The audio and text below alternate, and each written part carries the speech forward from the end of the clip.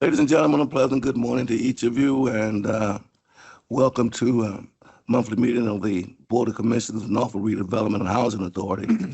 I'm not going to take credit for all this beautiful weather that we've been seeing the last few days, but I will take credit for beautiful weather we've seen for the last few days. Let's hope it continues. We have a rather robust agenda today, and we'll start, of course, with approval of the minutes of our previous meeting. The chair will entertain a motion for such. So moved. Properly moved and second. If there's no unreadiness, those in favor, let it be known by saying aye. Oh, you're gonna call the roll? Okay, good. I can handle it. I'm not. I Mr. yield. Gruber, Aye. Ms. Mayo, Aye. Dr. Smith, Aye. Chairman Fraley. Aye. Thank you. Thank you for that. I'm glad you're here, Delphine, because we'll be racing right through this. The next item on our agenda is public comments. Do we have anyone here to give comments to the board? Good morning, Commissioners. We have two in-person speakers. The first is Melissa Bonfiglio with Legal Aid Society, immediately followed by Brandon Ballard, who is also with Legal Aid Society. Thank you.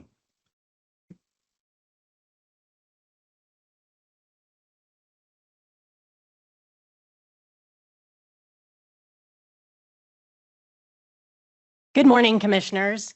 I'm here today because we want to voice our concerns about the extraordinarily high number of vacancies at Young Terrace.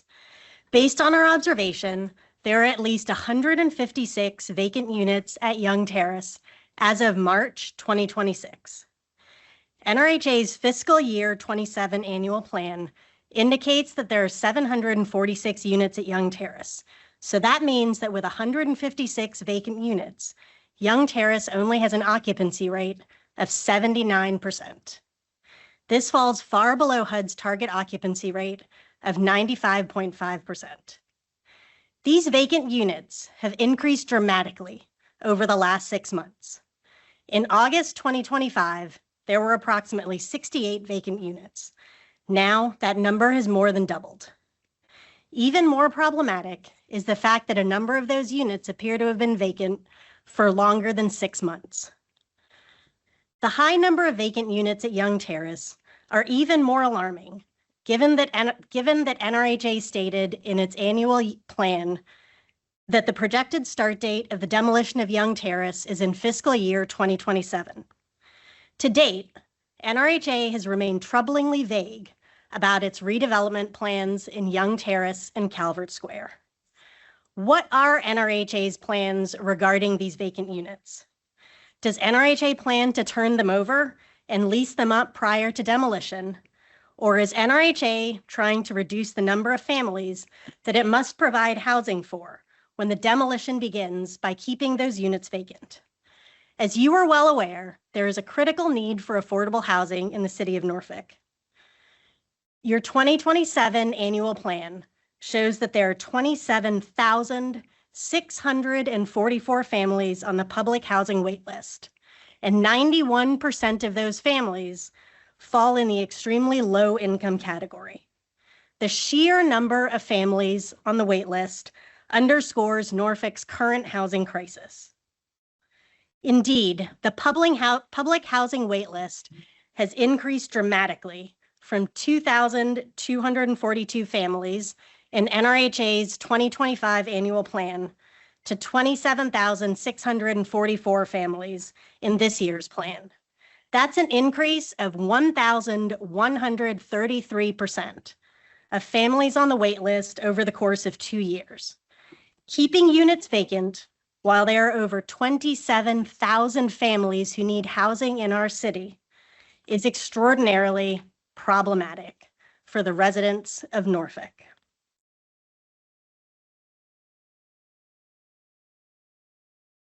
Equally as problematic is NRHA's apparent policy of not leasing vacant units at Young Terrace because this disproportionately impacts Black applicants who constitute 81% of the public housing waitlist. NRHA's high vacancy rate also affects its metrics with HUD. Indeed, HUD's public housing dashboard shows that as of April 2026, NRHA's occupancy rate puts it in the red high-risk category, with an occupancy rate over all of its properties of only 87.26%. Our question today for NRHA is, why are there so many vacant units at Young Terrace? And what does NRHA plan to do with those vacant units? We look forward to a dialogue with the city and with the Norfolk Redevelopment and Housing Authority, and we hope that some of our questions are answered in the very near future. Thank you, Commissioners. Thank you. Next speaker.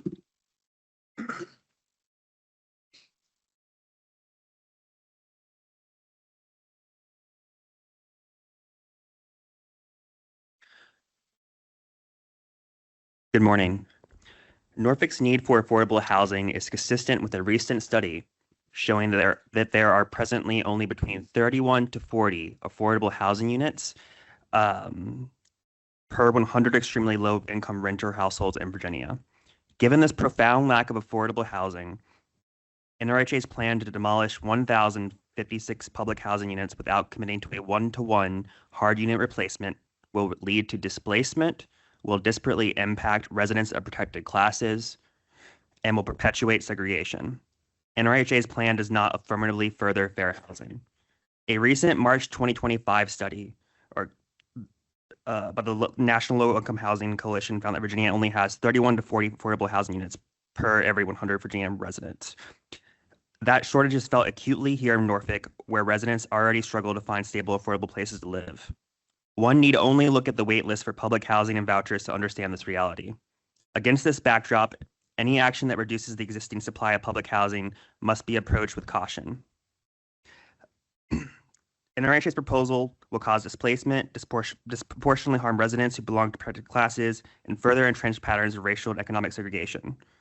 Federal law requires more than good intentions. It requires that housing authorities affirmatively further fair housing.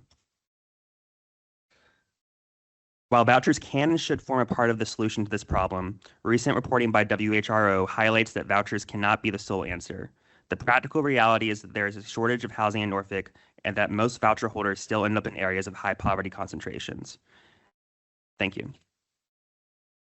Thank you, Brandon. Any other speakers present? We have one additional speaker from the chat, Monet Johnson. Ms. Johnson, you may speak. Good morning. My name is Monet Johnson. I regret not being able to be there with y'all in person, but I'm sure you're familiar with myself. I wanted to echo some of the sentiments of both Melissa and Brandon with a deep concern about the amount of vacancies in Young's Terrace, particularly when we all know the need for this type of housing, because when we had an in-person event where folks could come in person to apply for housing in Young Terrace specifically, the need was made apparent to where people were standing out in the sun in dangerous conditions because that was the need for housing. We also have no concrete answer on where Tidewater Gardens residents went. And while we keep saying we're going to learn from this lesson, that requires a debrief. And I have not seen a full debrief. Are you all unable to hear me? Can you all Yes, hear me? we're able to hear you. Okay. I saw it in the chat, unmute my mic. There's still no debrief on what happened with residents of Tidewater Gardens. That is deeply concerning to me. And as we move drastically towards a situation where folks will be displaced from Norfolk, because we know that Tidewater Gardens residents are still struggling, we have to be very intentional about the ways that we move these families, particularly when not only have we seen the need in person, but we've also seen the wait lists and how drastically this can affect one's life. So I just hope that we're actually considering that in the ways that we move forward, particularly in times like this where you're not supposed to use the word recession, but I've seen one before and it seems very similar. And we don't want folks, particularly the folks most at risk, to end up unhoused, especially in communities that are 2/3 children. Thank you. Thank you for your comment. We have any other speakers? Yes, Mr. Commissioner, we have an additional speaker, Cal Wilson. Cal Wilson, your microphone is enabled. I just unmuted. Can you hear me? Yes, we can hear you. Okay, my name is Kyle Wilson. I live at 2500 East Fifth Road, Franklin Mid-Rise. I've been a resident since 2011, and as of 2026, the building is no longer being taken care of for the last, since Ms. Jackson left. We haven't had running water as far as downstairs drink water since 2015. We have rugs in front of people's doors since Mr. Greer got there. Things aren't just right. They're putting noses up on the walls, and when they take them down, it takes the paint off. I love where I live, but I don't like what's going on. And I wish somebody would come by and look at the building, see what I'm talking about. So that's all I have to say. It's a wreck. Franklin is a wreck. It's not being taken care of. Thank you. Thank you, ma'am. We appreciate your comment. We have any other speakers at this time? At this time, we have no additional public speakers. We'll take all those comments under advisement and address them as appropriate. Thank you for taking the time to share your thoughts and ideas with us. We'll be as vigilant and as timely as we can and making sure we try to address and mitigate those problems to the extent that we possibly can within the guidelines of how we should be operating. But we thank all of those who take the time out to share them. We're on to the third item of our agenda, resolutions that coming through you, Ms. Carnes. I think for the first resolution, did you want to handle it? Yeah, you can handle it. Oh, sure. Sorry. We've received a request from the city of Norfolk to assist with the creation of entities in connection with their planned renovations of first Chrysler Hall and then Scope. As some of you probably heard yesterday during the State of the City address, the city is moving forward with a $93 million planned renovation of those two entertainment facilities, and they have asked for NRH's assistance to create some entities in connection with the use of historic tax credits. We are in the early stages, which is why we would create the entities first to assist with the process. And then as the documents get drafted, the board will receive additional information with regard to the details of its involvement. We would just serve as a pass-through entity. This is really a city project, but NRH's participation in the historic tax credit structure facilitates the financing and the leases involved. So the city has asked if we would be willing to participate by creating those entities. You should have in your packet a preview form as well as a resolution for your consideration today. Yeah, we did see that in the packet. And both Chrysler Hall and Scope have been designated historic properties. Yes, sir. Mm-hmm. I'm telling my age, Michael, I wasn't aware that they've been around that long. Mine too. I remember the Virginia Squires. Yeah. But in any case, commissioners, any comment, question, criticism, or suggestion? Phil? Yes, I want to just emphasize something. We are being asked by the city to assist them with the creation of a financial instrument that allows this. And, you know, this is a role that Norfolk Redevelopment Housing Authority and various entities play frequently. Just had public talking and focusing in on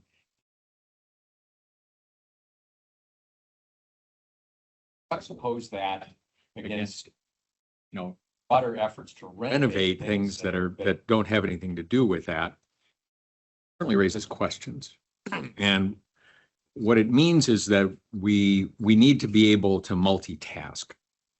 And one element of that does involve, you know, things like issuing tax credits for, you know, public projects. But we've got to figure out how we're going to do the same thing to be able to function at scale on public housing and across the entire spectrum of housing needs, because it's not just confined to the housing issue is not confined to the most disadvantaged. So we are voting on something that is role for an entity like ours to help the city do what it needs to do. And mindful that we have to be able to expand that into areas that are germane to housing. Appreciate those comments, Doc. And you're right. Our agency is one that has a multitasking challenge within the housing arena. And very often the presence of us as an authority gives us the flexibility. Sometimes the timing isn't right, and I can appreciate that. But we're moving purposefully forward with making sure that we're doing the things on the housing side that we need to do as well. For too long, our great city has not paid a great deal of attention to a lot of its historic structures, and a lot of them are gone now. So this gives us an opportunity to participate in maintaining a lot of that history, if you will. Scope continues to be in the architectural arena, a unique structure that's still being studied and recognized in the architectural field. So I think it certainly presents itself for us to have an opportunity to contribute to the vitality and quality of life of our city in another arena other than just housing, recognizing that we'll never yield on our mission and vision with regard to the housing focus. Any other comments at this point? Mr. Edie, would you like to inject anything in our relative? Will, welcome. Ms. Carnes?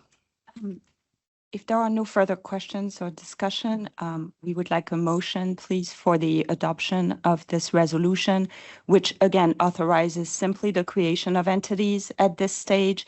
And this project will be back before us before closing on the financing. It will take time to put everything together, but we will be back in front of you with additional information at a later date. If we could have a motion, please. So moved. You have a second? Second.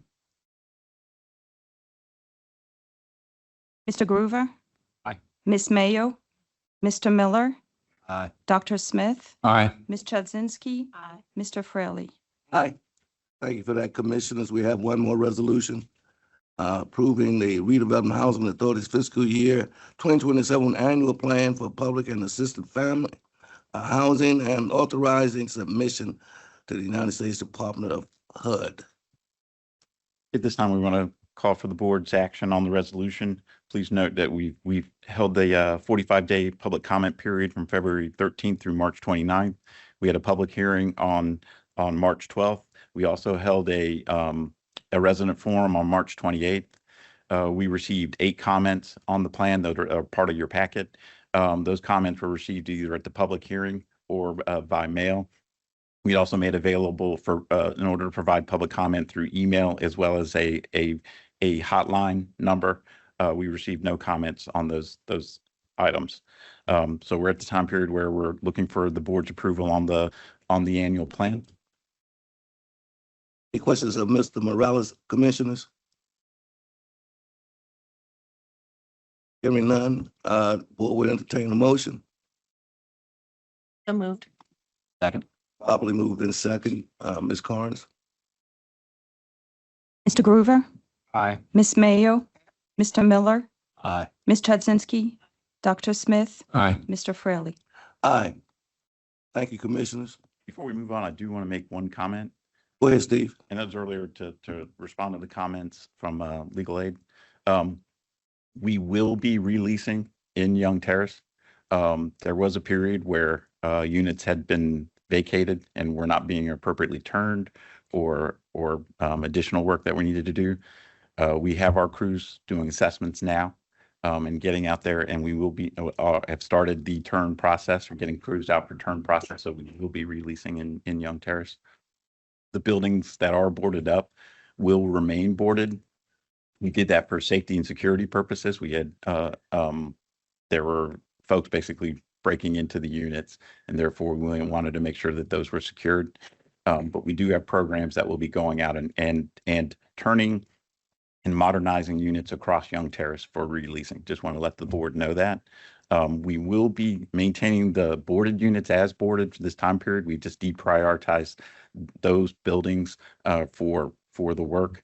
But we have, as Legal Aid had noted, is that we do have quite a significant number of vacancies in Young Terrace, and we are working on the plans to get those addressed. Thank you for that, Steve. Question. Mr. Morales, do you have any kind of an estimated time frame in which we might be able to meet the HUD requirements regarding occupancy vis-a-vis the units that we're talking about? As we go out and do our assessments, we have issues where there are some units that can be easily turned and where we'll have crews in doing that. But we've also begun to run into significant issues with a number of the units where it need greater modernization. So we need not just turn crews, but actually contractors to get in and do that work. So it's going to take a moment. Also, there's a financial aspect here. What we're finding is through a lot of the units, we have mold. And mold remediation will be a significant part of things that we get started with first to get out to clean out, and then mold remediation in each of the units. And then we've got to do all the turns or full modernization. As you know, Young Terrace is an older community. The pipes are quite old. And in many cases where a unit that you would think we could just go in, clean out, and turn, we actually need to go in and do a lot more work, including replacement of the old pipes behind the walls. That is a source where we're finding is a significant amount of where our mold comes from. So we've got the assessment going now. We're hoping to complete the initial assessments this week. We've actually are getting the turn crews out there already. And we haven't got a firm schedule yet, but it will probably take us at least a year to get through all the units. Steve, we're starting roughly next month on that. We hope to have the first turn units back by mid-May. And just to kind of echo some things that Steve said, if you recall in past comments I've made, we've been heavy on hiring maintenance and revamping our maintenance crews. Well, now we're going to be boots on the ground with those crews. We've made a number of hires, and Steve and his design and maintenance team have kind of come up with a crew. Now, granted, we may have to certainly get contractors on some of this, but we've got a strong crew in-house to get started. That's a fair statement, Steve. That is fair. We also do have an RFP on the street right now. It actually closes tomorrow. Or no, yeah, tomorrow. For additional turn crews. So we're bringing in additional assistance to help us through these process, not just at Young, but across our entire portfolio. Steve, with regard to the mold remediation, are we handling that in-house, or is that going out to private contractor? We have private contractors that will be going so that we will get this done properly. How many units do you that are boarded up do you know that have been infested with? I do not have that report in front of me, so I don't even want to venture a guess. Thank you for that. Any other questions of Mr. Morales? Steve, thank you. Are you up for St. Paul's? We have some guests today. This is a presentation that we've been looking to do for quite some time.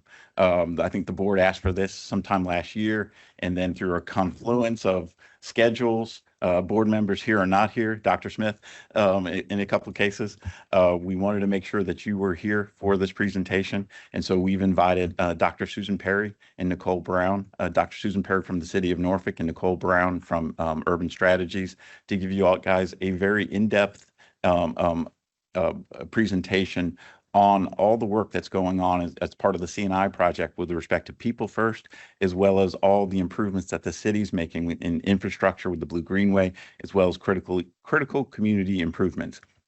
And so I welcome them up. And Susan, you want to get us started off? Again, Dr. Susan Perry with the city of Norfolk, partner in crime, part of the St. Paul's work since we got together in 2016, 2017, and has been through it this entire time. So I'm going to turn the mic over to Dr. Susan Perry. I think y'all will really get a lot of information of the presentation. Thank you, Steve. Good morning, Susan. Okay. Well, good morning, commissioners. Thank you for having us. I know that we've been attempting to have this presentation before you for some time.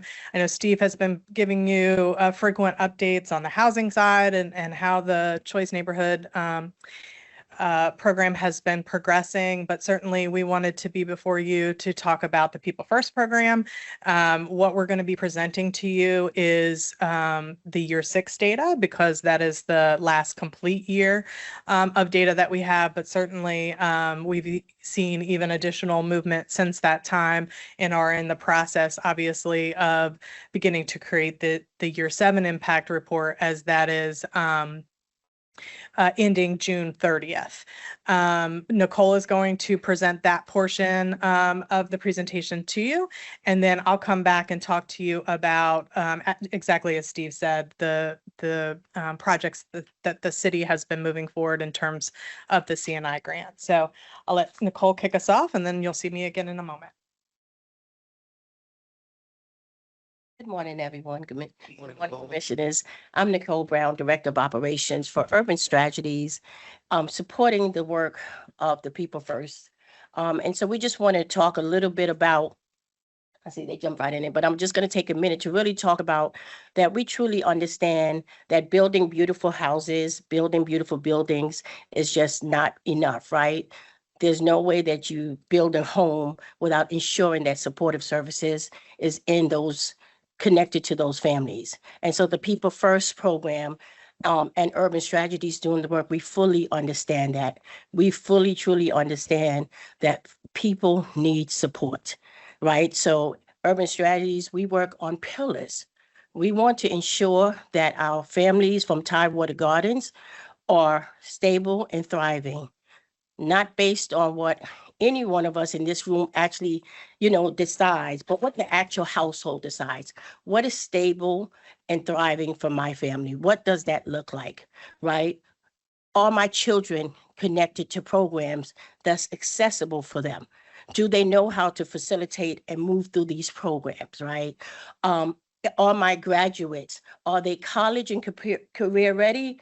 Are they coming out of school with the things that they need to prepare for the workforce? What about our health and wellness? How is health and wellness affecting the households and the families?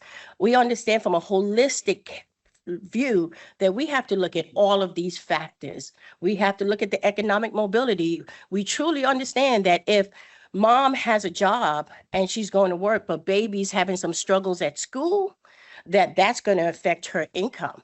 That's going to affect the entire household. So how do we ensure that babies are faring well in school, doing the things that need to get done so mom can continue to grow, or dad, their economic mobility, so that they now become not just stable, but thriving based on what that household deems thriving for them.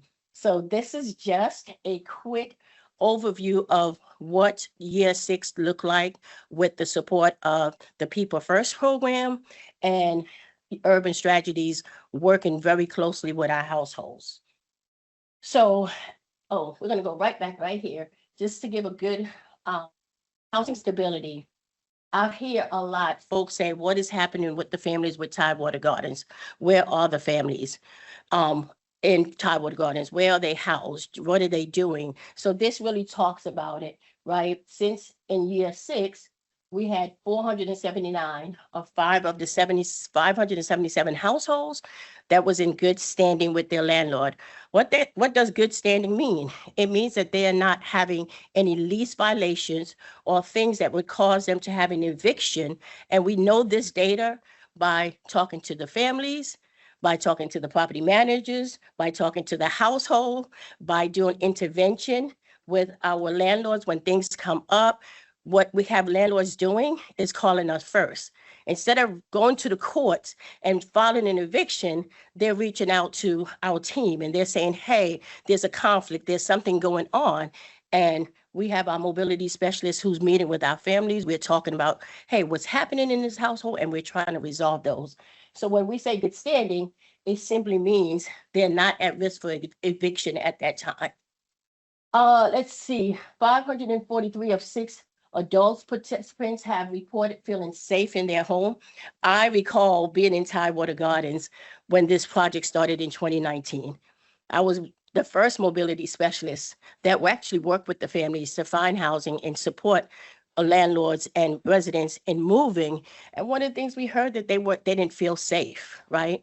So now we always ask the questions, and we always want to make sure that they are in neighborhoods that they feel safe in. So at that time, 543 of 603 said, yes, I'm feeling safe in my neighborhood. Let's see, something's on the leadership. Can we scoop that?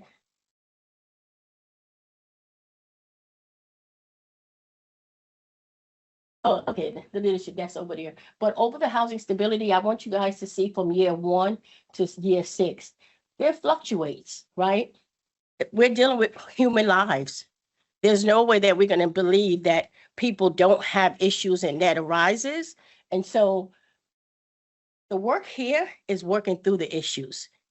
Not that they're not going to have issues with housing, but to actually work through those issues, ensuring that families have access to a support that would work through the issues that they are having.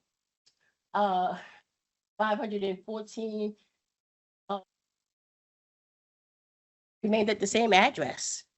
That's really impactful, because when we began CNI, choice is not truly about families moving year after year after year. That doesn't provide stability.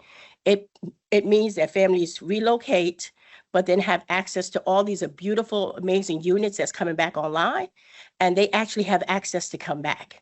And there's no barrier that's preventing them from coming back. But during that time, we want to ensure that they're still stably housed and they're not moving from location to location. Did 109 mobility sessions that year, 101 mediations. Those mediations, what I talked about, is where we actually have a staff meeting one-on-one with the resident and their property manager to facilitate conversations to ensure that it doesn't lead to evictions.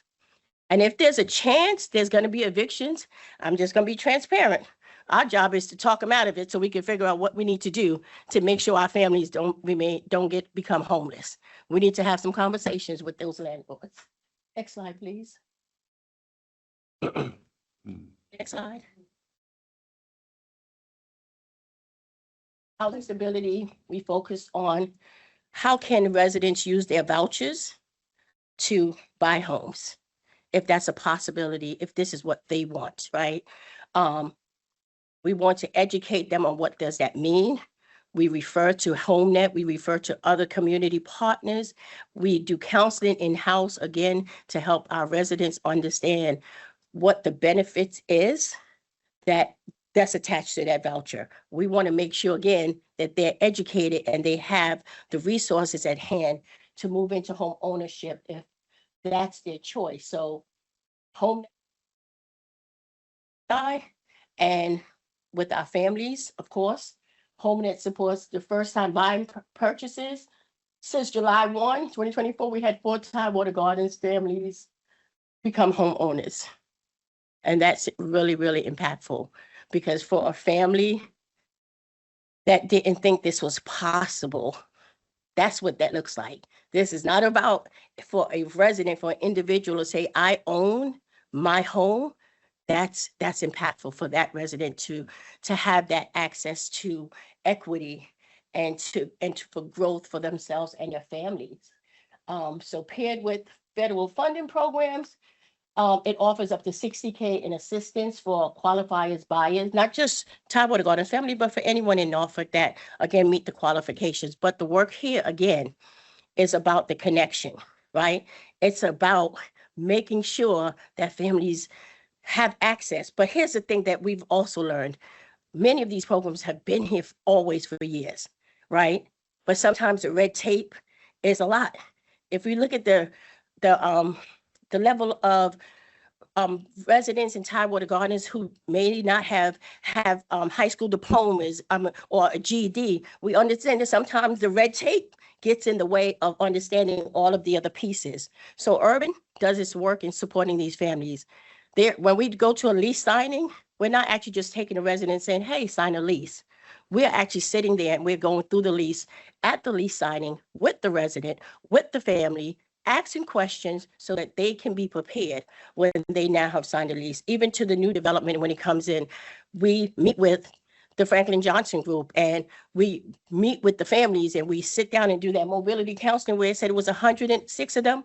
We actually grab a lease and we're looking through the lease saying, hey, these are things that we see that could be a red flag. We're looking at all those factors. We had a quick story, a property manager, single person, single home property manager, and he had a lease and he was accepting vouchers.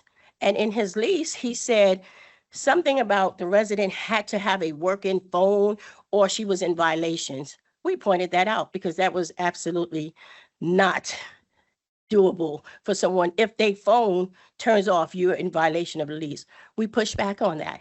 We got that pushed out of the lease before she signed her lease. So those are the things that we're looking for as we work with our families. Next slide, health and wellness. This is a big, because for me, I say this is big, because if people are not well, it's hard to function in their homes. If families are not stable, it's hard to function in their homes. And so what we're finding is that we want to ensure that our families have health insurance. We want to make sure that they're going to doctors for chronic health conditions, right?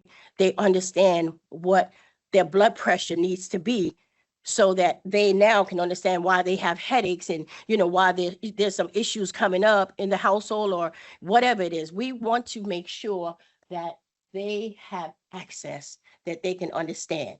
We want to make sure that we have cultural competent doctors that know that if you're dealing with a African American, that one illness may look different in this person than it does in this person. We want to make sure. So yes, we actually attend doctor's appointments with our families. If they ask us, it's not something we want to do all the time, but if they ask, we're going to show up. We just had a resident had a baby. Guess what?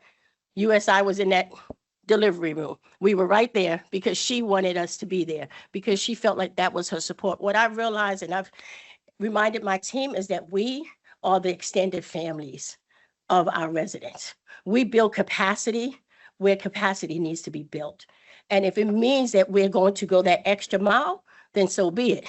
If I get a call on a Saturday saying, hey, boss, I know that it's off, we off, but a resident call, we're going to respond to that. We're going to respond to that because it's not just about numbers. Every one of these numbers represent a family. Like this is not USI's contribution. This is the resident. This is what they're doing. This is their work. We're just here to help facilitate that pathway.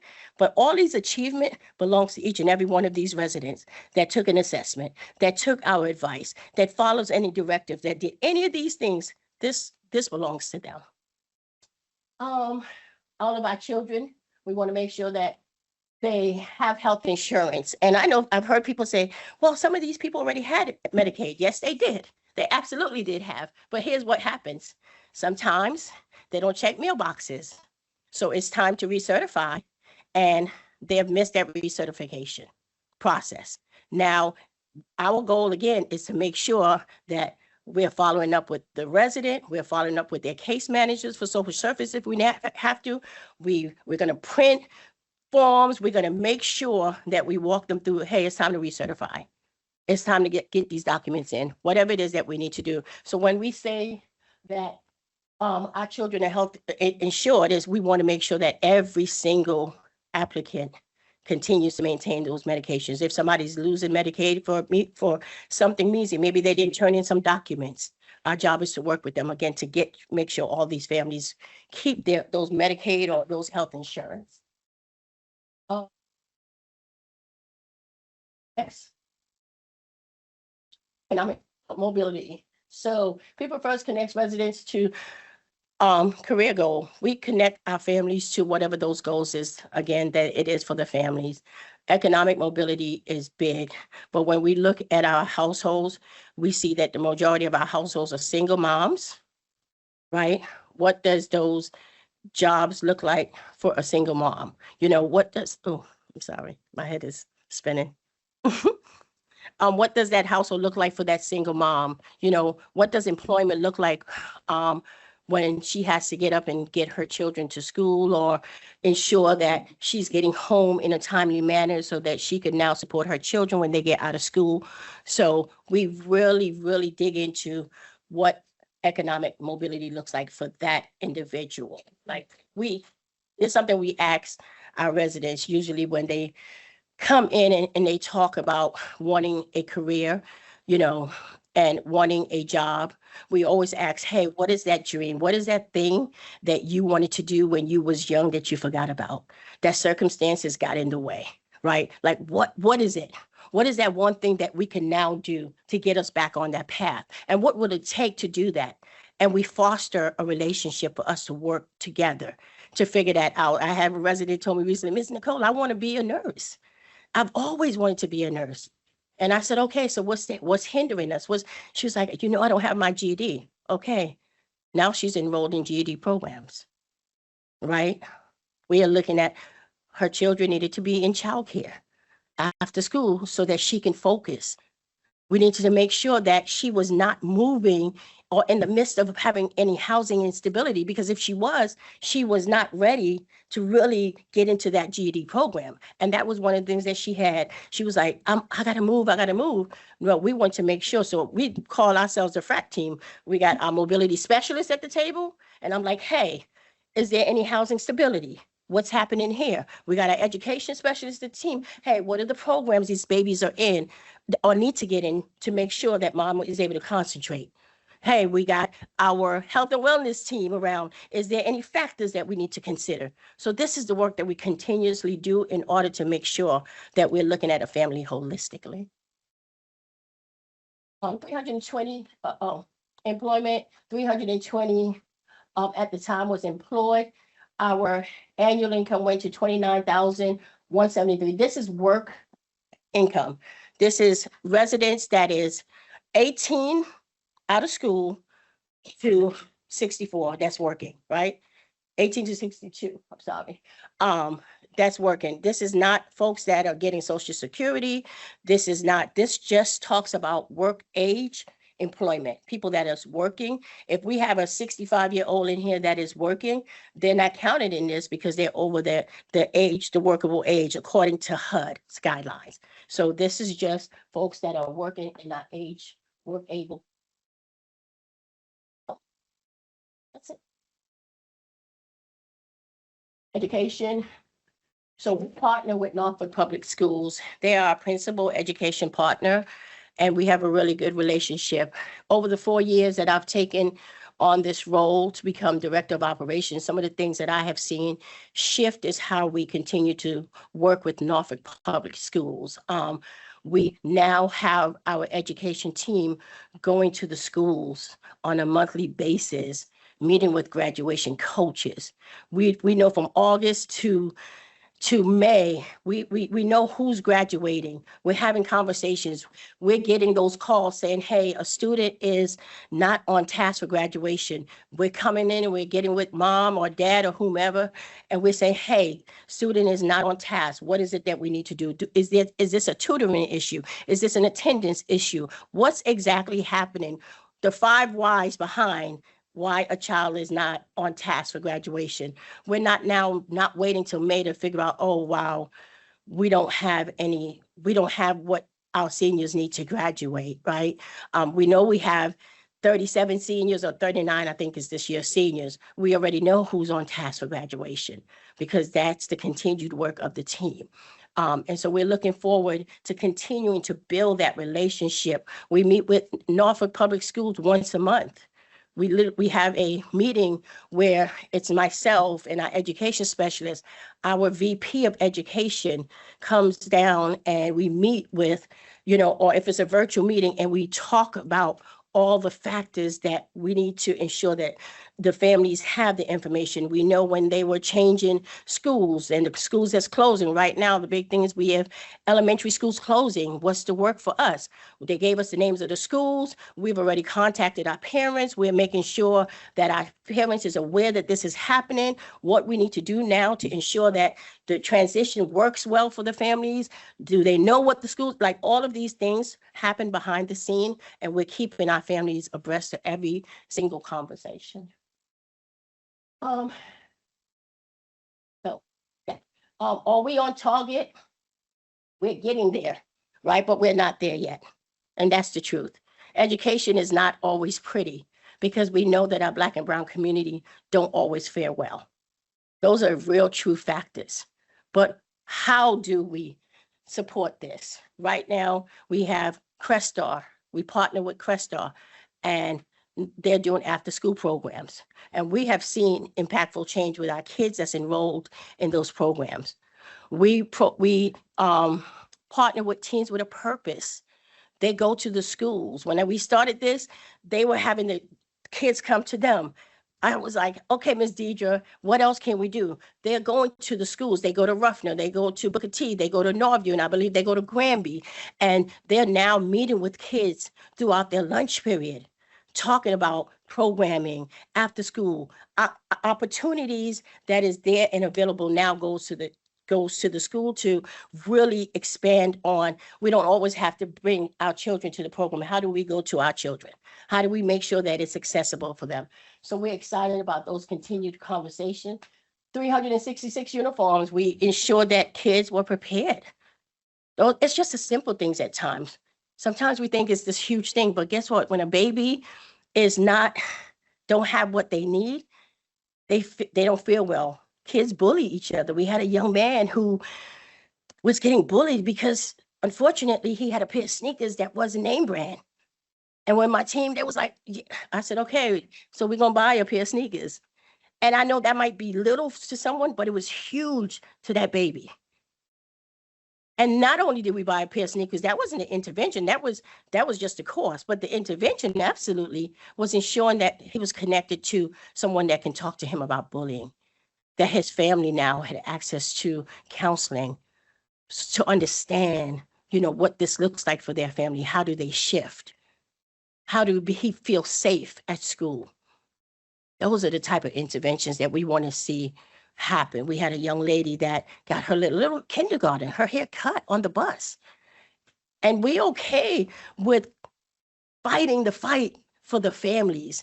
We went to the school board. We wasn't getting all the answers. She was upset. She pulled her baby out. And we was like, no, we're not. We're going to go all the way to the superintendent. And we got it resolved. And we got the baby transferred. And mom is okay now. But it took a while because her baby was autistic. So getting the families to understand that you don't have to accept just the standard. Let's go beyond. That's the power of the People First program. That's the power of ensuring that there's access. And yes, it's open to every single resident that is entitled to this. We're not exempting anyone. If you want the services, it's here. It's here, it's available. You just have to connect and we have to begin the work. And sometimes it's those hard conversations because accountability don't always look good. I mean, we've all had parents who try to tell us what to do. And the truth of the matter is that we push back on accountability. But the truth is we have to say to our families, hey, at the end of the day, this is your life. Tell us what you want. Tell us how you want to move forward so that we can get to those resolved for you. Question real quick. Yes. So looking at the educational stats, the high school math proficiency far outstrips performance in any other kid. Yes. How do we get there and how do we replicate it with the rest of those kids? So I tell you what, we in learning and talking to Norfolk Public Schools, Bruce Brady was our contact. What we learned was a couple of things. Again, we learned that when kids get into from elementary to middle school, like that first 2 years, and then from middle school to high school, like those are really problematic years because that's when they see a lot of the destructive behaviors. So that's when we started thinking about, hey, what is it that we need to do? Do we need to get into the schools? Do we need to counteract this in the beginning? Do we need to make sure our staff, our residents know they have success? But I believe also that some of the contribution is coming out of COVID. Coming out of COVID, it's still impeding where our schools are and where our children need to get to. That was a heavy loss, those couple of years when we had COVID and when we had online schooling. It was heavy. We literally remembered children not being able to access. Even though the computers were there, they wasn't able to access. Internet was an issue. So I think we're starting to build, Commissioner, at this time. We're not there yet, and we're willing to partner with the schools and everyone else to figure out what it is that we need to do to get our families, our children on path with everyone else, their peers in Virginia Beach, in Chesapeake, or any other cities.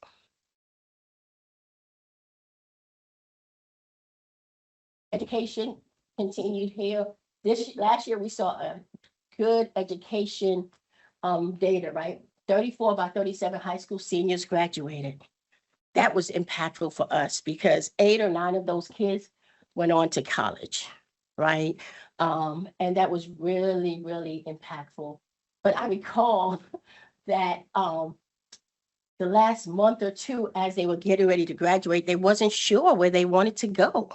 But I could recall my team saying, all right, everybody, hey, we're going to put all hands on deck and we're going to help these kids fill out these applications. And our whole office turned into a application site where everybody was filling out those applications, hands on supporting these kids. But the work was them. They did the work. The children did the work. Our contribution was, again, giving them access and supporting them through the journey, but also being an encouragement when we did get the calls. Some of those graduates, we got calls saying, oh, they're not on task. And then we jumped in to meet with the families again and meet with the kids. They're 18. Hey, what's going on? What do we need to do? Some of them was really little things. And once we helped them clear those things, those barriers out their way, they were successful. This survey right here, 42 or 442, parents agreed that they have support. This is not about a USI thing. We actually surveyed the families. We were trying to find out if Norfolk Public Schools had the support that our families needed. And if they didn't, how do we help them access it? So that's a survey that we created to ask, are you getting the support you need from in school? And this was the response of the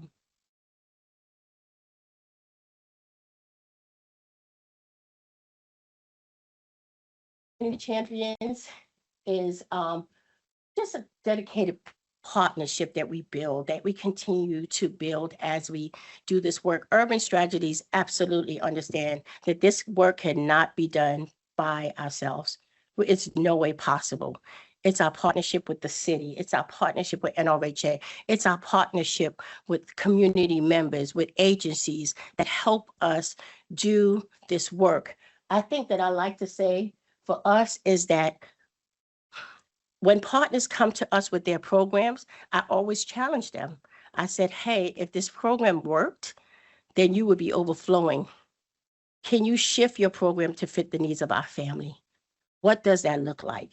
If you truly shifted your program to meet the needs of the former residents of Tidewater, what does that really look like?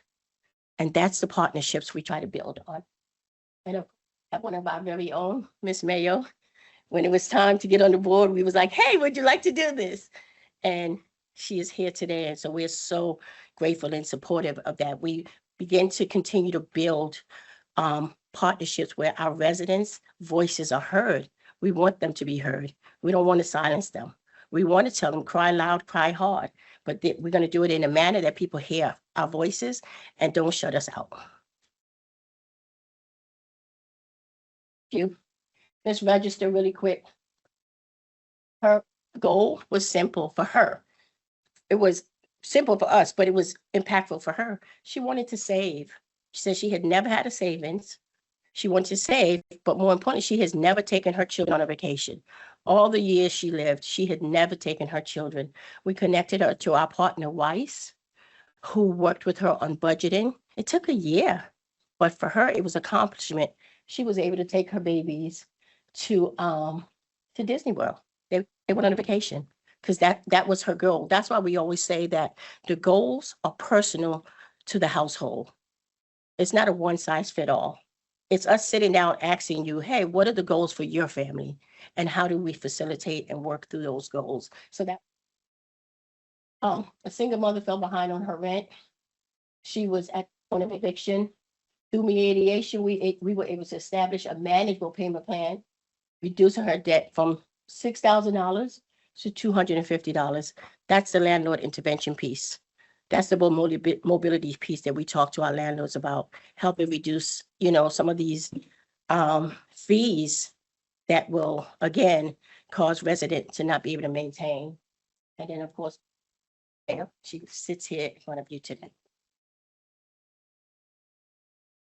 Questions? Nicole, thank you. I feel like I cheated since I do get to see this at St. Paul's Quadrant. But it's good to get a refresher, and we thank you for what you're doing. A curious question. You guys are doing quite a bit. How large a staff do you have? We actually have a staff of 20. Great.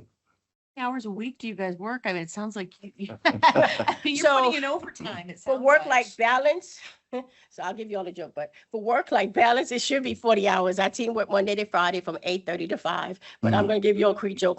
My director and my CEO will probably have a 50 saying it. So this weekend I was supposed to be off. It was my husband's and I 32nd anniversary, right? Congratulations. And, I think an email came through and I jumped on it. I was like, oh my God, let me respond. And my boss jumped in, aren't you off? And I was like, I know, but let me respond. And the next thing I know, they had shut my access down for the whole weekend. I had no emails that came through. I was so furious on Monday morning. I was like, are you kidding me? Why did you do that? But there are times that I have to say to my staff, hey, you guys are off. But if someone calls on a weekend or they need something, we're gonna answer the call, especially if it's an emergency. We're gonna do our best to answer the call. Thank you for all the work you do. Thank you. I'll echo that. Thank you for all the work you do, Nicole. Congratulations on 32 years of marriage, too. Thank you. Susan, before we move into your comments, I think we had someone who was hoping to give some public comment, but got stuck in the elevator, I understand. So we would like to allow that person that opportunity. Commissioners, we have an additional public speaker, Tiara Lassiter, and the topic to address is community concerns.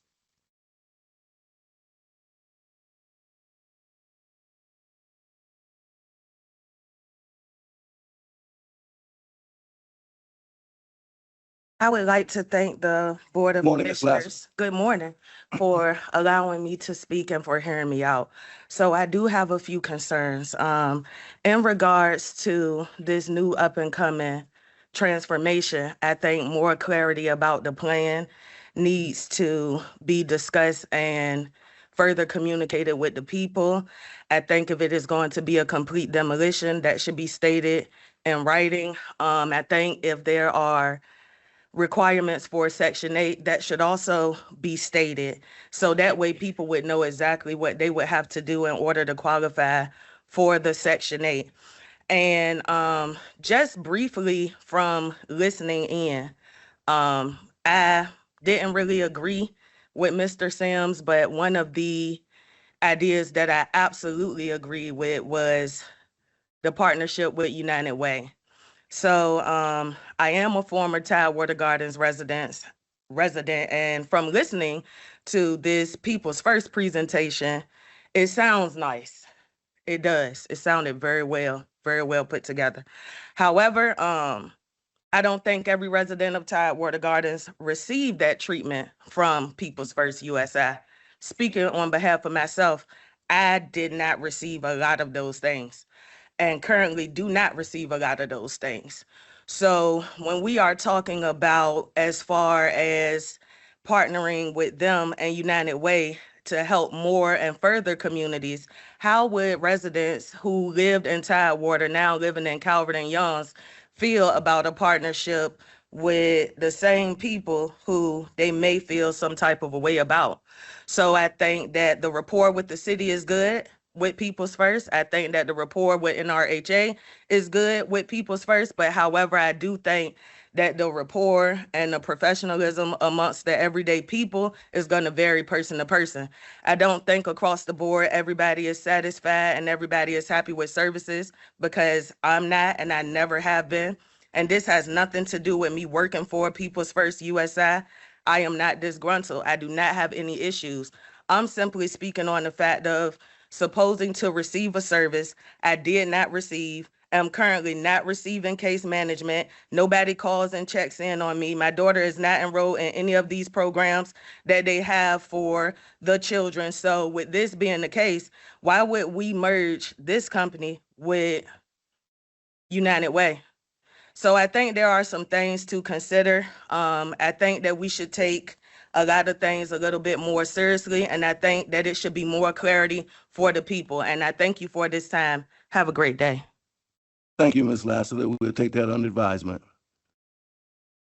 Susan, I think now we can move forward with your presentation. Thank And thank you you. for accommodating that, Susan. Of course, of course. Thank you. And I should have said before Nicole spoke that Urban Strategies does this work around the country. They were chosen through a competitive application that included residents from Tidewater Gardens and NRHA in the city. And so I hope what you'll see in all of the information that we present today is that it's all about partnerships, right? And we couldn't do this work without NRHA. As Steve Morales noted, I think we probably talk on a daily basis. Same thing with Urban Strategies. And so we are grateful for this opportunity to present in front of you, but also for your partnership. Okay, so we'll start here with some of the city's projects here. Maybe not the most exciting or sexy part of the redevelopment of Tidewater Gardens, but as you well know, the community suffered tremendously from flooding, as well as very aging infrastructure, so that all of the roads, all of the utilities underground had to be replaced. A new pump station had to be put in place as well, as well as flood mitigation efforts. And so the city has invested more than $85 million on this sort of foundational infrastructure. On the far right photo here, a site map, you can see half in red, half in blue. Everything in red has been completed, including the extension of Freemason Street that used to stop at St. Paul's Boulevard. Now will go all the way through to Tidewater Drive. And this was really important based on very early feedback from residents that this neighborhood was not connected to downtown, and it was very difficult to sort of access the things that were sort of just right across the street in downtown. So that extension of Freemason all the way over to Tidewater Drive begins to thread this neighborhood back into the rest of the city. Everything that you see in blue is currently underway, and we're doing that sort of on a phase by phase basis so that that infrastructure is completed as the new housing blocks are being developed to support that housing. And then, of course, part of that flood mitigation is a 22-acre Blue Greenway resilient park that will serve sort of dual purpose, and I'll talk a bit more about that in a moment, but dual purpose of flood mitigation, but also great amenity to the community. Next slide. Again, phase one was completed in the summer of 2024. Phase two is currently underway and remains on track to be completed in winter of 2027, well before the last homes are completed as well. Next slide.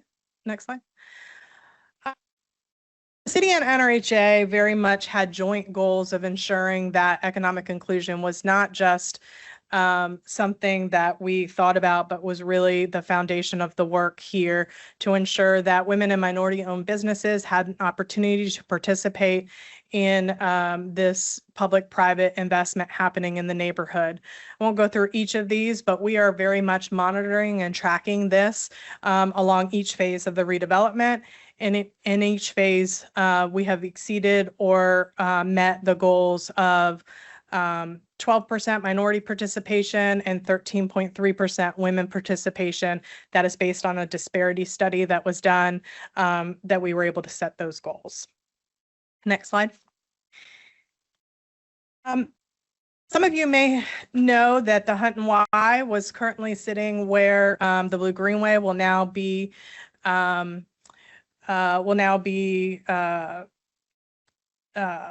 developed or constructed. And so we worked with the Hunt and Y to secure a new location for them at the former Tidewater Park Elementary site. That school closed and was demolished, and that is now will be the site of a new Hunt and YMCA. They are currently operating off of Tidewater Drive. But they're in the middle of a fundraising campaign. They have raised 11 of the $18 million needed to construct the first phase of the new Hunt and YMCA. A second and third phase would be a pool as well as a gym. But that first phase will be the early childhood center that they operated out of Tidewater Gardens for many years. And they have moved through site plan with the city. You see some beautiful renderings here that they've worked with Work Program Architects, or WPA. And they are anticipating breaking ground in the fall of 2026. In fact, tomorrow afternoon, there is a deed signing for that land at 2:00 on the site of the former Tidewater Park Elementary School. Next slide. Okay, so the Blue Greenway, and here just on the far right of this image, you see the location of that of the Hunt and Y, where the former Tidewater Park Elementary School was. But as I mentioned, this community was affected by flooding tremendously. We say often in the city, we flood where we filled. We filled the old Newton's Creek, and so of course, water has memory, and that is exactly where the neighborhood flooded previously. And so working with lots of engineers, we have developed this concept of a Blue Greenway resilient park that would take the top off of that old creek bed, Newton's Creek. You can see that in the image on the right, that will slow, store, and clean with the water as it falls before it progresses out to the Elizabeth River. But when it's dry, it is an amazing amenity for the community. This was done because in countless surveys, block parties, community meetings that we had with residents, the number one thing that we heard was protect the community from flooding. And also they prioritized green space. This is a community that had lacked many park systems. And so we wanted to deliver a park that was a great amenity for all the housing that was being built here. So if you go to the next slide, you'll see some more images here. Again, you see walking trails along the Blue Greenway. You see a couple of buildings, one larger pavilion that could be used for reunions, weddings, various programming, a smaller community building as well for Civic League meetings or things of that nature, smaller events. There are planned basketball courts, exercise stations, multiple playgrounds. There are picnic pavilions and amphitheater where we could program various types of events. Again, it's 22 acres and it serves this dual purpose that will mitigate the flooding, keep it out of the homes and off of the streets, but also provide this great amenity for the community. Next slide.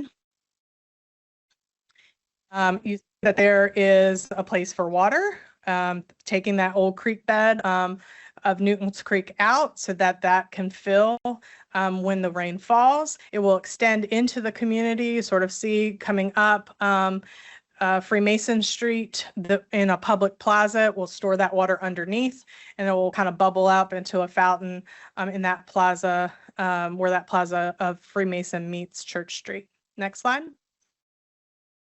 But people, so you see there's a walking trail around the entire place. And then there's all of these various different places where you'll see those amenities I mentioned. Next slide.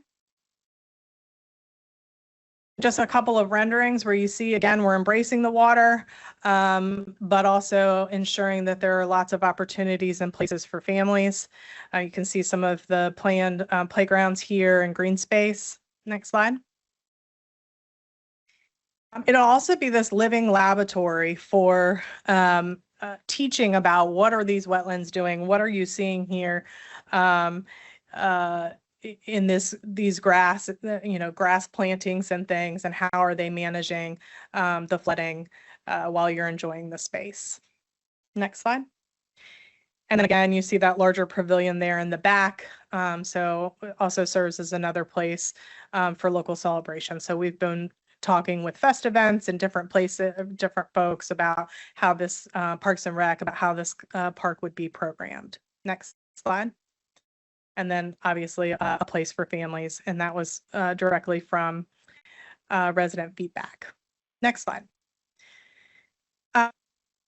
Issued, we have a construction manager RFP that was issued and hired. So a construction manager is in place. We have also worked with our stormwater public works department to develop an RFP that will go out. So you'll see an RFP come out this spring that is just the stormwater pieces of the park, and then shortly following will be the amenities package. We expect that construction will start in late summer, and then it will go through winter of 2028. Next slide. Okay, and then the last piece for me is what we call critical community improvements. This is a HUD term in a program that is specifically a part of the Choice Neighborhood Initiative grant. And it is really a way to tie together people and housing, and how do you create this amazing amenity, this amazing neighborhood. And so we have a couple of different CCI programs here. The first is a cultural trail that really celebrates the history, art, and the identity of the neighborhood. So that was really important to us early on, that we ensure that we're going to have all of this green space. How do we utilize it in a way that really celebrates the neighborhood and the history of the neighborhood? And then the second is how do we have safe wayfinding in the community through digital signing and lighting? Next slide. And so the neighborhood placemaking one, again, we started with a historical arts committee that worked for well over a year. We began during COVID, really trying to understand the history, the important people, places, and moments in time from the neighborhood. We had residents, other community stakeholders participate on this trail. They eventually called themselves the Footprints Committee. And they, if you go to the next slide, really understood, well, maybe one more slide. I think we have the longer version here. So they understood sort of where all of these different placemaking opportunities should take place and what it should look like. From there, they developed an RFP for artists, and 6 artists were ultimately selected to create public art that would be installed on these various red dots that you see here. In addition to those 6 artists, we also have Poetry Jackson designing a mosaic wall there along Church Street that sort of serves as neighborhood signage as well coming into the neighborhood. That work is well underway. You can see here some of these precedent images, and we ended up with the longer version. So I'm going to ask you just to kind of flip through some of these so you can see some of these precedent images that the various artists have put forward. That work is underway now. They are creating this artwork, and then they will be installed as those various places throughout the community are either available for installation or stored until those particular blocks are done.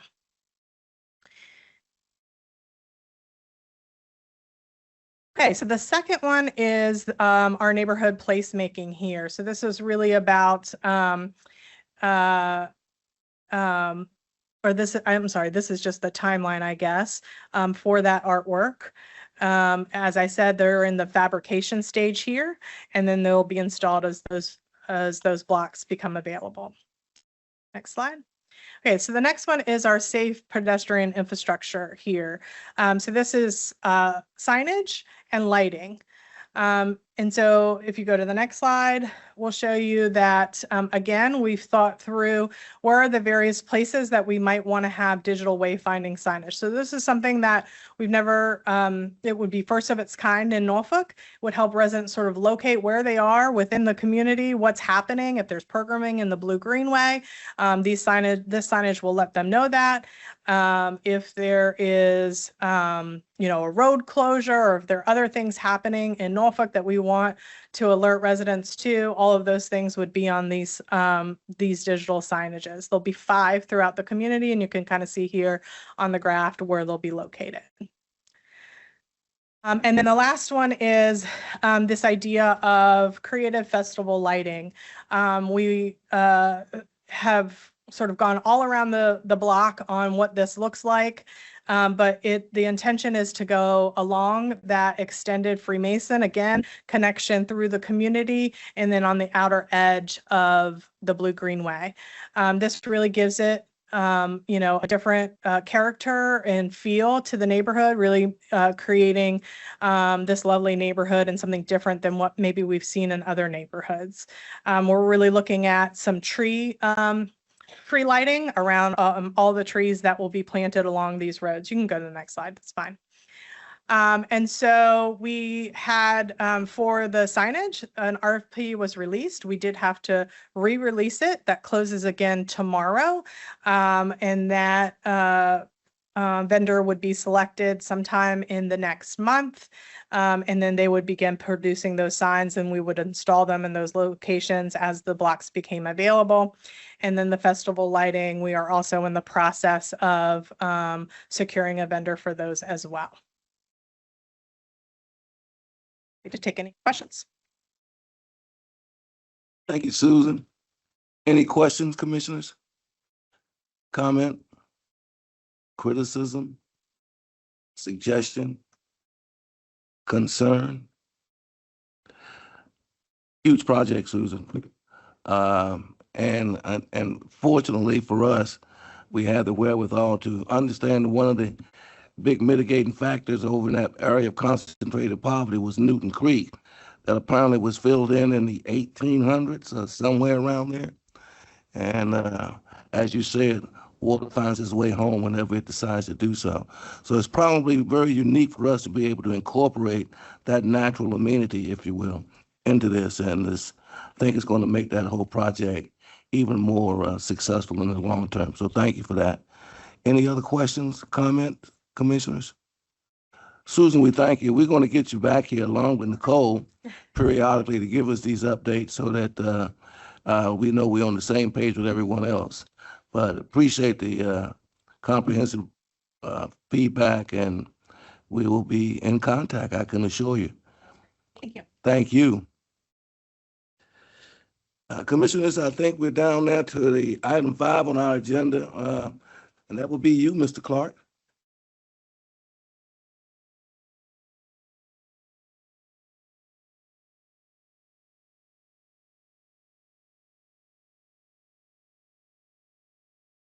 Morning, everyone. Morning. Morning.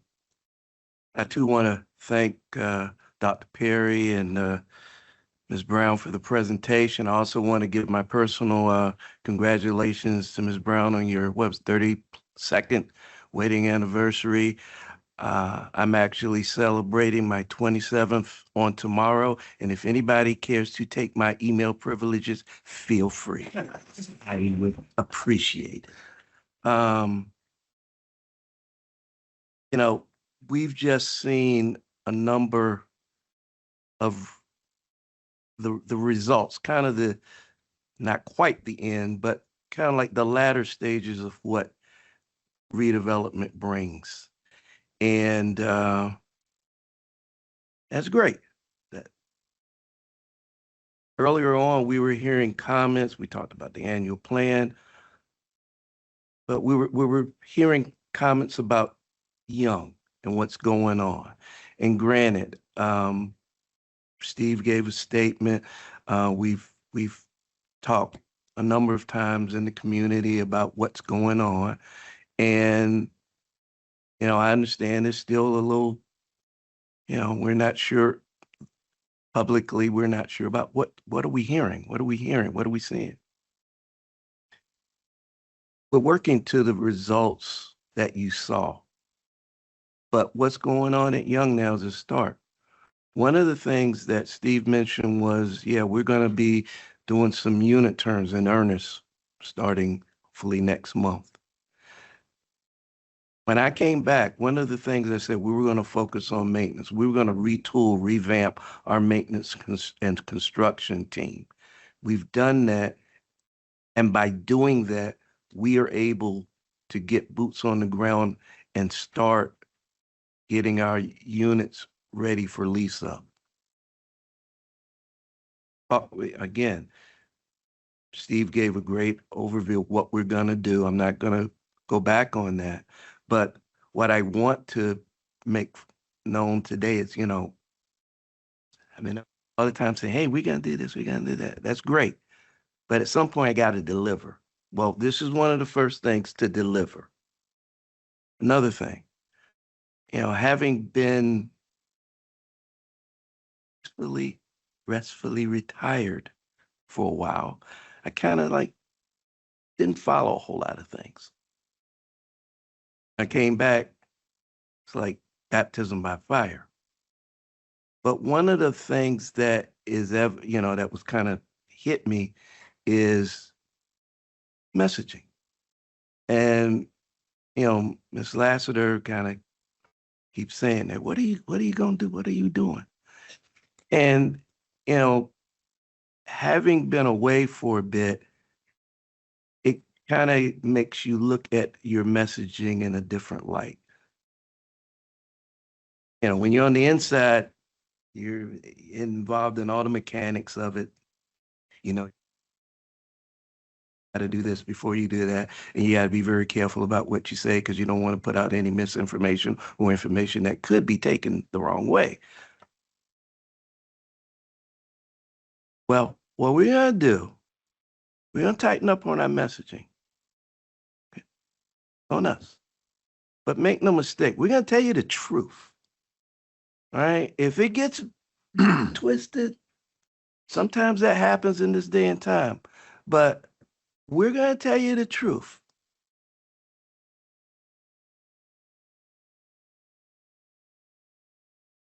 We're also going to start telling you in the upcoming months some of the other things that we're doing. We got youth programs. There were partnerships kind of mentioned today. We got that going on.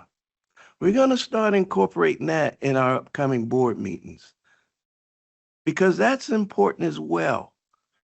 The buildings, okay. But the people, what are we doing for the people? What are we doing for the kids? Summer's coming. We're going to bring that to you. And I'm hoping that, there's a lot of emphasis on what are we doing with the buildings. I get that. I totally get that. I hope we have that same kind of vigor when we start talking about the programs that we're doing for our kids, because that's important as well. So I don't know, Julia, is she still in here? I don't know. If you are, you on point, brother. All right. Okay, you got me? Okay. Again, you've heard a lot of information. You will continue to get a lot of information, and we will get tighten upon our messaging. Any questions from the board? Michael, thank you. Commissioners, any comment, question? Mr. Clark? Thank you, sir. Thank you. We're down to committee updates. We have any board committee? Yes, ma'am. Yes, the public safety and housing. I know Miss Karen Rose has been working double overtime and is working very hard. She met with legal aid to address any pending concerns. They're trying to resolve those concerns and any future issues involving rent, maintenance, et cetera. And so again, they're trying to work through things. And And she's also trying to strengthen the bond between property management and maintenance, trying to get them to work together, even though they report to different teams, trying to get everybody communicating and on the same page. So we accomplished. In terms of leasing and regulatory compliance, they've hired a reporting analyst to support the data and reporting requirements. They hired Angela Copeland as quality control manager. Now implementing a new quality control process. And they are also, they've scheduled rent calculation training for quality control staff. So that's just an update. Thank you, Commissioner Shedzinski. Appreciate it. Any other commission reports? Sure. So Dr. Smith and I met with the staff this week, as we do every week before this meeting. Many people may not be aware, Norfolk Redevelopment Housing Authority financials are due March 31st. We did meet that deadline, even though we changed auditors this year. We've invited the audit firm to speak to this board at the next meeting. So we will be getting a presentation from the auditor, so I won't take away their thunder, but they will be here to answer any questions. They'll go over their communications and the Are they bringing thunder or sunshine? well, I hope sunshine, Yeah. but I can't be responsible for what they bring. I just want to say it's been very helpful to have somebody with subject matter expertise in this area with Mr. Gruber's participation on the finance committee. The other thing that the preliminaries for FY 2027 budget were in begin. We're at least staff are keeping us apprised of what's going on, and the results of the audit will be formally presented next. Thank you, Dr. Smith, Mr. Groove, Commissioner Groover. Appreciate both of you, and certainly your expertise is vital to that particular committee, and we appreciate it. Any other committee updates? Hearing none, we'll move on to commissioner comments. Commissioner comments? Hearing none. Ms. Carnes, I think we're going into closed session. Sure. Resolution convening a closed meeting on April 16, 2026. Be it resolved that the authority will convene in a closed meeting pursuant to the Virginia Freedom of Information Act as amended to discuss the following matters which are specifically exempted from public disclosure by the code section referred to below. Number 1, personnel matters involving the assignment, appointment, promotion, demotion, performance, salaries, or resignation of employees of the authority as authorized by Section 2.2-3711A1 of the Act. And number 2, consultation with the authority's legal counsel regarding actual or probable litigation and legal matters requiring the provision of legal advice by counsel as authorized by Section 2.2-3711A7 of the Act. May I have a motion, please? Second. Thank you. Mr. Groover. Aye. Ms. Mayo. Mr. Miller. Aye. Ms. Chudzinski. Aye. Dr. Smith. Aye. Mr. Fraley. Aye. Thank you. It is 11:33. We're back in open session. Resolution certifying a closed meeting on April 16, 2026. Whereas the authority has convened a closed meeting on this date, the door needs to be open.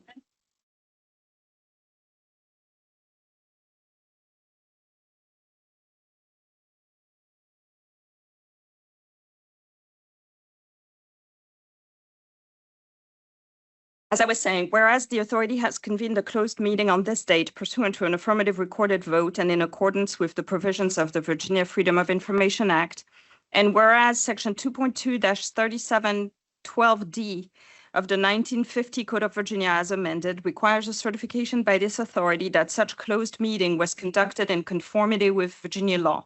Now, therefore, upon motion duly made and seconded, be it resolved that the authority hereby certifies that to the best of each commissioner's knowledge, number 1, only public business matters lawfully exempted from open meeting requirements by Virginia law were heard, discussed, or considered in the closed meeting.